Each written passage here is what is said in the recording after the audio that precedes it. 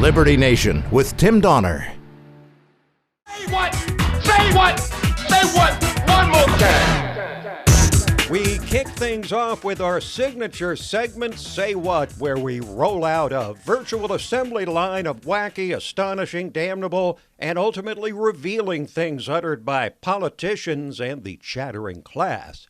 Bernie, Buttigieg, Bloomberg, Biden, barely, the killer bees, plus the surging Amy Klobuchar are essentially the only ones left standing in the Democrats' race for the presidency following a New Hampshire primary that left two candidates, Biden and Liz Warren, on life support. And a result that hardly settled the issue of just who the Democrats are and how they intend to present their case for unseating President Trump, not through fake Russia collusion or overreach to the max with impeachment over a phone call and likely more investigations and more impeachment. No, but through an actual election, which, despite their 3-year crusade to throw Trump overboard, and much to their misfortune, will include Donald Trump on the ballot.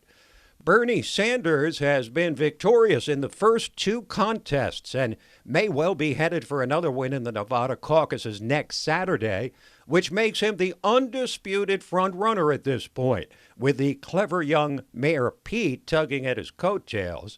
And the Democrat establishment isn't even trying to hide its horror at the prospect of Bernie, the self-proclaimed socialist, heading the ticket in November.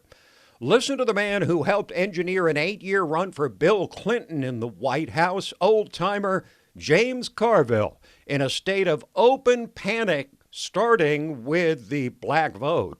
The African-American voter is central to the Democratic Party. It's our largest constituency. It's not a bunch of urbanists, running around on Twitter, as you would think if you read the New York Times. I know 10 times more African-Americans than most people I know. And they're looking for somebody that can come in and not just excite them, but talk about things that really matter to them in everyday life.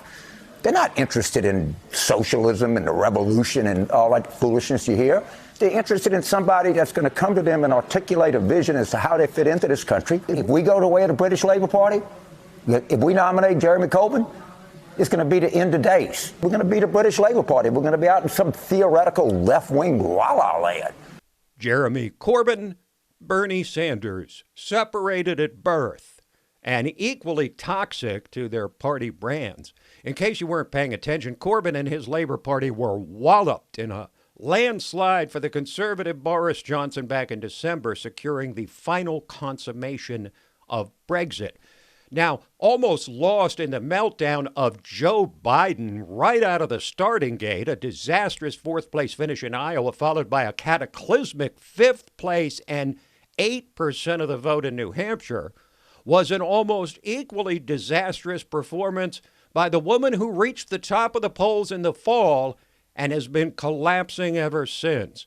Elizabeth Warren famously attacked Bernie at a debate by claiming Bernie said a woman couldn't win the election, starting a big feud between the two progressive camps.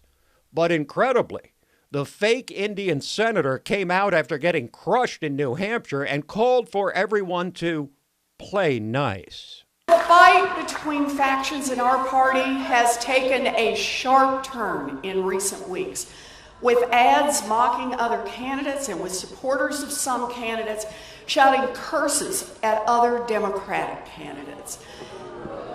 These harsh tactics might work if you are willing to burn down the rest of the party in order to be the last man standing.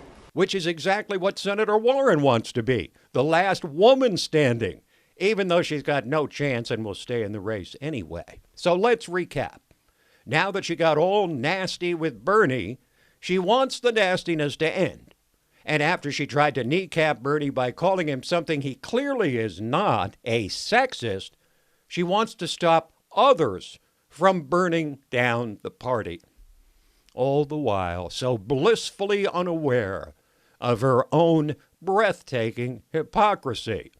So everything that's happened to date has played right into the hands of the stealth billionaire Mike, don't call me Michael Bloomberg. Can you imagine if Donald Trump at 71 said, hey, start calling me Don?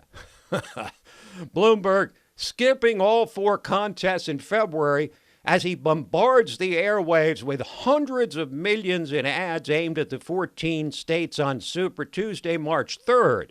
Bloomberg was hoping for exactly the kind of chaos which has now emerged. But this week, someone unearthed a head-shaking, dehumanizing statement from years ago by the mega billionaire about his signature stop-and-frisk policy, which came under severe fire during his 12 years as mayor. Put those cops where the crime is, which means in minority neighborhoods. So it's one of the unintended consequences is people say, oh my God, you are arresting kids for marijuana that are all minorities.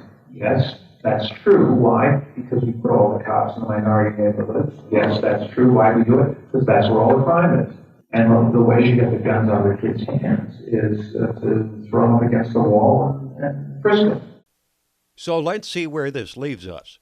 A guy with unlimited money who violated the most basic civil liberties of blacks and Hispanics is running for the nomination of a party defined by social justice warriors and hatred of wealth.